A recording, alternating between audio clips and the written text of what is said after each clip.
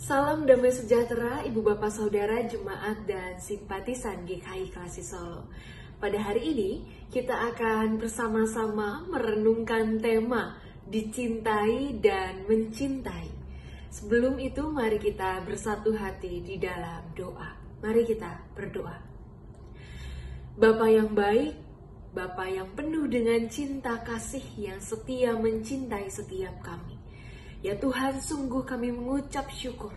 Sungguh kami bersuka cita atas pemeliharaan Tuhan yang tidak henti-hentinya, tidak pernah habis dalam kehidupan kami.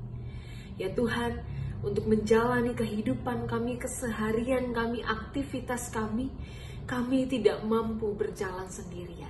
Di setiap pergumulan, di setiap perjuangan kami membutuhkan Engkau. Maka dari itu ya Tuhan, pada hari ini, pada saat ini kami mau mendengarkan firman Tuhan. Kiranya Engkau yang membuka setiap hati dan pikiran kami. Kiranya Roh Kudus-Mu yang bekerja atas setiap kami.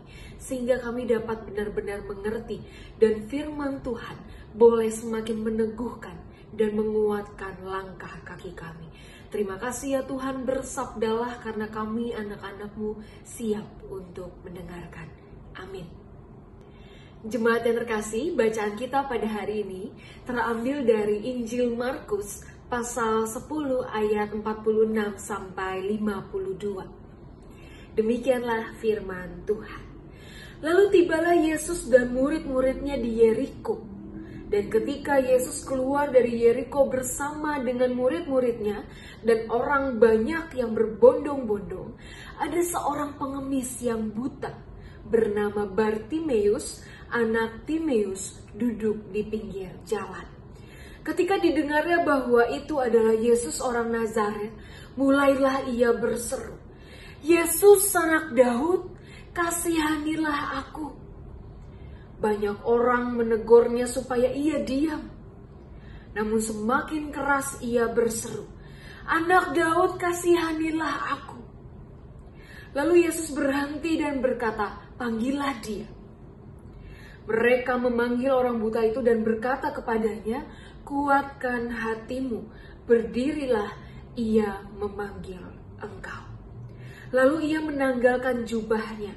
Ia segera berdiri dan pergi mendapatkan Yesus. Tanya Yesus kepadanya, "Apa yang kau kehendaki supaya aku perbuat bagimu?" Jawab orang buta itu, "Rabuni, supaya aku dapat melihat." Lalu kata Yesus kepadanya, "Pergilah, imanmu telah menyelamatkan engkau." Pada saat itu juga melihatlah ia, lalu ia mengikuti Yesus dalam perjalanannya. Jemaat yang terkasih, saat masih di asrama, ada salah satu lagu yang kerap kali familiar kami sering nyanyikan dalam doa pagi. Lagu ini adalah lagu sekolah minggu. Mungkin di antara ibu bapak saudara juga ada yang tahu. Lagunya adalah lagu Cuy Cuy Cuy Cupampam. Lagu ini bernada sangat gembira dan sangat asik. Membuat semangat dengan beberapa gerakan begitu ya. Apalagi lagu ini sangat cocok jika kemudian dinyanyikan saat anak asrama yang baru saja kelenteng-kelenteng dibangunkan subuh-subuh, sedang ngantuk-ngantuknya, sedang malas-malasnya doa pagi begitu. Maka kemudian ini membakar semangat kami untuk segera melek, segera segar untuk siap mengikuti doa pagi. Tetapi yang menarik ibu bapak saudara, anak asrama di Fakultas Teologi UKDW itu suka sekali mengubah penggalan lirik. Termasuk lagu ini pun juga diubah liriknya. Pada bagian terakhir lagu ini, seharusnya karena Yesus cinta saya, cinta kamu, cinta semua, percayalah. Tetapi kemudian dipelesetkan, diubah menjadi karena Yesus cinta saya, cuma saya, hanya saya, percayalah. Walau saya tahu konteks pelesetan ini hanya berupa candaan, tetapi agaknya hal ini akan menjadi sangat berbahaya apabila sungguh pemahaman seperti itu yang kita tanamkan dalam cara berpikir, dalam cara pandang kita terhadap orang lain, terhadap sesama. Sadar atau tidak disadari, ada begitu banyak orang sangat suka dicintai.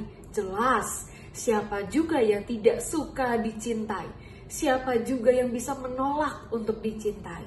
Sangat suka menerima berkat. Tetapi yang disayangkan, menerima berkat hanya untuk dirinya sendiri. Dilimpahkan yang terbaik hanya untuk saya, lalu kemudian enggan untuk membagikan cinta. Atau mungkin tidak senang kalau melihat ada orang lain yang kemudian menerima cinta yang sama. Atau bahkan tidak suka melihat orang lain menerima cinta yang lebih besar. Dengan kata lain, banyak orang selalu ingin dicintai, tetapi jarang berpikir untuk belajar mencintai dengan baik. Dicintai dan mencintai. Sama seperti orang banyak yang berbondong-bondong untuk mengikut Yesus. Mereka kagum, mereka tertarik pada apa yang dilakukan oleh Yesus. Pada mukjizat penyembuhan yang dilakukan, pada setiap ajaran, pada setiap tindakan, perkataan, dan teladan yang Yesus lakukan. Dan tentu ada begitu banyak orang yang memiliki pengharapan yang besar kepada Yesus. Bisa jadi mereka berharap akan menerima suatu pembebasan. Bisa jadi mereka berharap mendapatkan sebuah ketenangan ataupun mendapatkan sebuah mukjizat-mukjizat yang bisa Yesus lakukan. Berada di dekat Yesus, sebenarnya mereka berharap merasakan cinta. Berada di dekat Yesus, mereka merasakan ketenangan, mereka merasakan cinta kasih yang luar biasa yang diberikan oleh Yesus, yang tidak mereka dapat dari tempat lain ataupun dari orang-orang lain. Namun Ibu Bapak Saudara, di dalam pembacaan kita, apa yang dilakukan oleh orang banyak itu yang merasa nyaman dicintai oleh Yesus, saat mereka tahu ada seorang pengemis buta bernama Bartimeus, ia berada di pinggir jalan berseru kepada Yesus. Bartimeus memanggil, berusaha menarik perhatian Yesus. Ada begitu banyak orang yang kemudian menegurnya dan menyeru Bartimeus untuk diam. Itu ada dalam Markus pasal 10 ayat 48. Ternyata orang-orang yang bahkan sudah lama mengikut Yesus, melihat segala perbuatan cinta kasih yang Yesus berikan kepada orang yang hina, orang yang sengsara, orang yang membutuhkan, orang yang tidak dianggap di tengah-tengah masyarakat, tidak kemudian membuat orang-orang itu mengenal maksud dari kedatangan Yesus. Mereka senang dicintai oleh Yesus, tetapi mereka berhenti pada sekedar kagum, mereka berhenti pada sekedar takjub. Mereka tidak mengenal dengan baik visi dan esensi dari pelayanan, dari kehadiran Yesus. Orang banyak itu kemudian merasa terganggu. Bartimeus dianggap berisik, tidak memiliki tempat, tidak memiliki kesempatan, karena toh dia siapa? Hanya seorang pengemis, ia juga buta, ia tidak punya kedudukan, ia tidak punya harta, nama, dan lain sebagainya.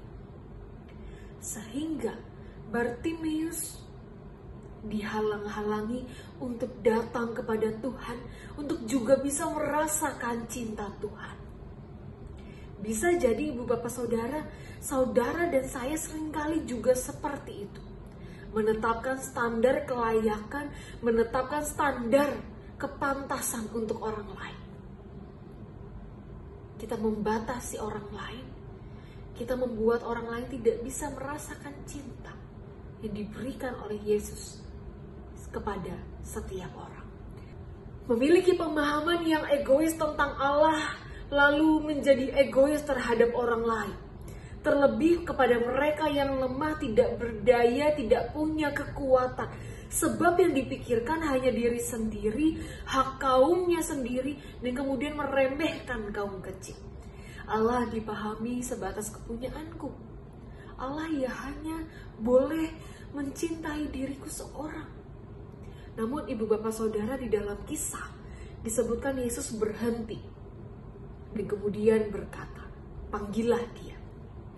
Yesus yang peka mendengar seruan Bartimeus menyuruh orang banyak untuk memanggil orang buta itu. Yesus bukan hanya mau menunjukkan, bukan hanya mau memperlihatkan mukjizat kesembuhan yang diberikan kepada Bartimeus. Ia tidak mau menyembuhkan, mengubah hidup Bartimeus. Tetapi Yesus juga mengubah kehidupan, cara pandang, cara berpikir orang banyak itu. Yesus mau mengajarkan, mengingatkan, dan juga menyadarkan bahwa, hei lihat, ada sesamamu manusia.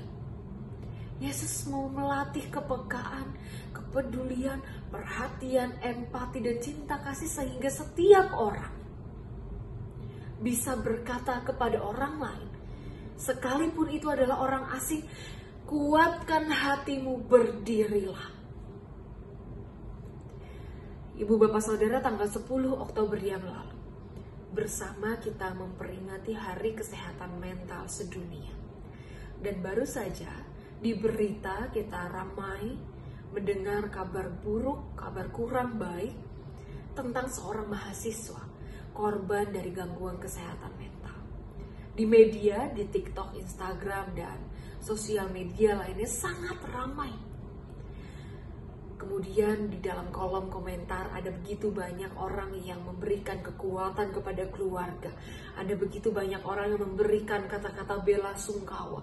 Dan satu kata, satu kalimat yang kemudian cukup menyentuh hidup saya adalah ada satu dan juga beberapa orang yang berkata, untuk siapapun yang di luar sana, jika memiliki masalah, jangan merasa sendirian, jangan putus asa, ayo kuat, ayo bertahan, aku siap untuk menjadi pendengar. Jangan pernah merasa sendiri. Jemaat yang terkasih, seperti Yesus yang memiliki sikap inklusif, sikap merangkul setiap orang dengan cinta. Marilah dengan sederhana, melalui perkara-perkara kecil, melalui hal-hal yang mungkin kita anggap sepele, kita juga merangkul, menjadi teman, memperhatikan, dan juga menjadi saluran berkat, menjadi saluran cinta kasih kepada orang-orang yang di sekitar kita. Seperti Yesus yang telah memberikan cinta, seperti kita semua yang sudah merasakan cinta yang asalnya dari Yesus. Maka saat ini adalah waktu bagi kita membagikan cinta kepada orang lain. Amin. Tuhan Yesus memberkati kita sekalian.